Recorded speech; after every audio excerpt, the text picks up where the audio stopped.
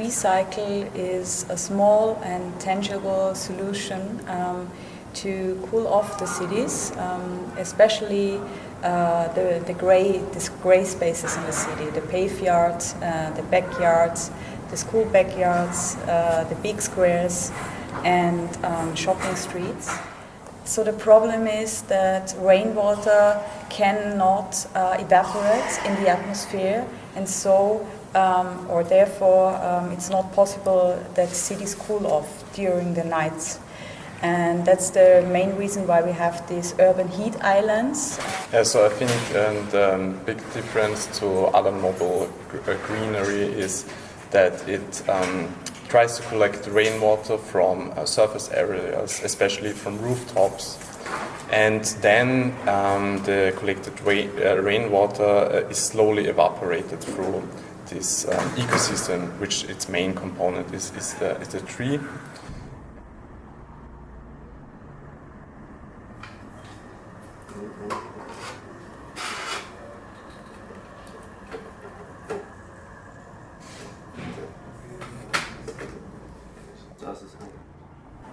We combine simple ideas. Yeah? It's no rocket science, I think. But people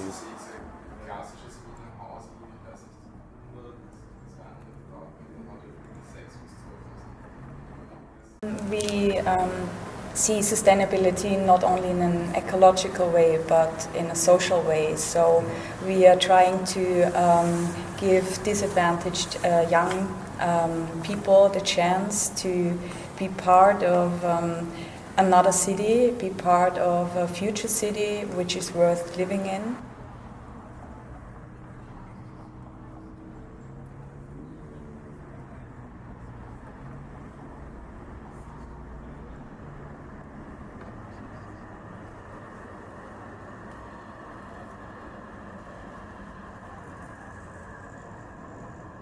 We see it as an easy, accessible and affordable product.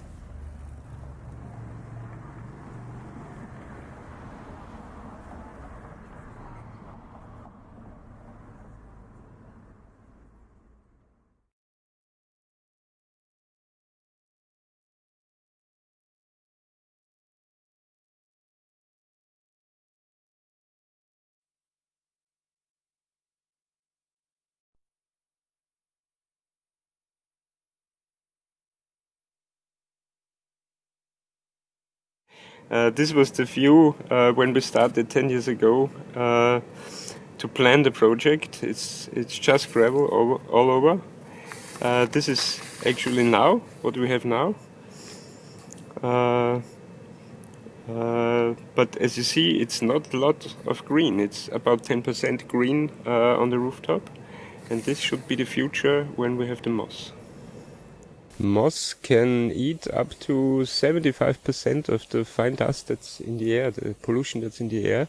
So it would clear the air here, refresh it, cool it down, and change the climate for us and for everyone living here around, some 100 families.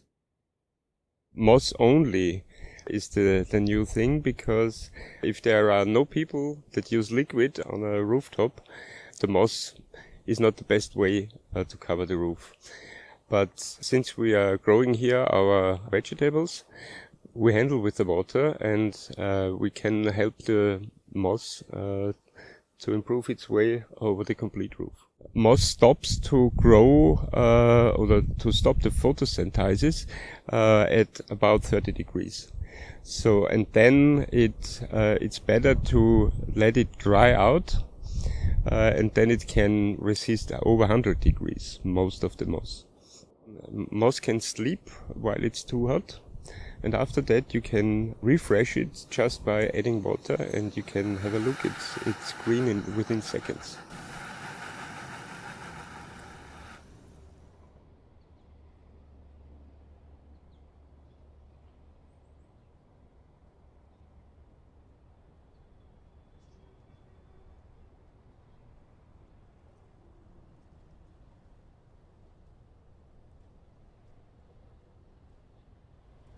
Ten years ago, our idea was to convert 2,000 square meters of gravel into 2,000 square meters of living green.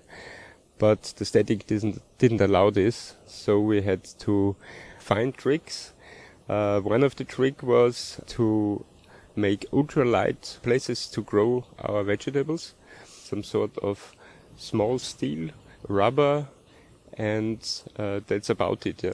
And with the moss we can gain another lightweight element here, because 1 square meter of gravel is about 100 kilos. And 1 square meter of the moss is about 12 kilos. When it's completely wet, it's about 18, but this is 18% of the gravel weight.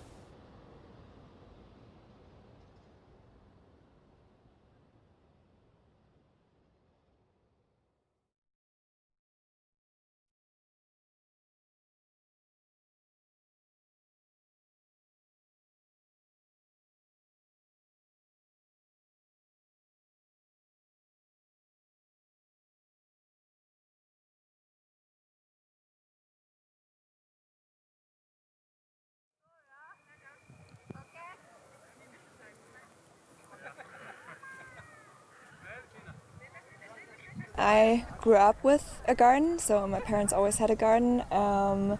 But this experience has been very different in a way that it's, of course, a lot bigger, and so you can grow a lot of different things, and also plants that just need more space and more care, and and also I think the work together, so working together as a team, and we are a bigger team than you would maybe normally have for a small garden. And the thing that I find the most intriguing about this project, and also the most interesting, is that every person can do whatever he likes to do best, or also what he thinks he can do best.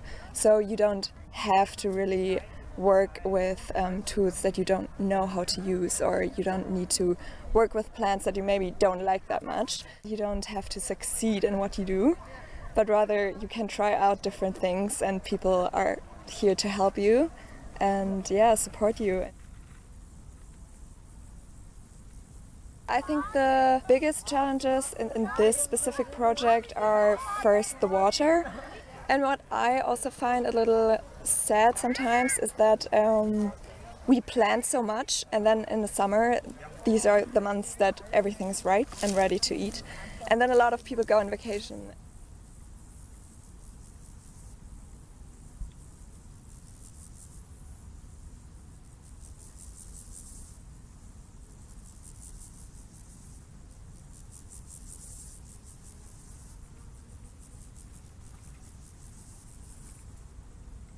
We all could continue to work on the field, because the field is big, as you can see, and we could work with 1 meter or 2 meters between us. We could talk to each other. Actually, even in this Corona time, I made new friends here, because one of my colleagues, she comes from Cappadocia, and she is planting okra, ladyfingers. So I was very curious, because I go to buy my ladyfingers in the Indian shop. And she told me, no, why? We will plant them by ourselves. And it was very interesting, no?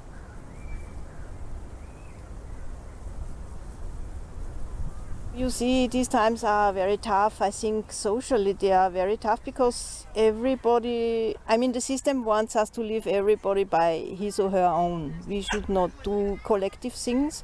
I think it's the real cure of this time. It's not easy, but it's good. There is enough for all of us.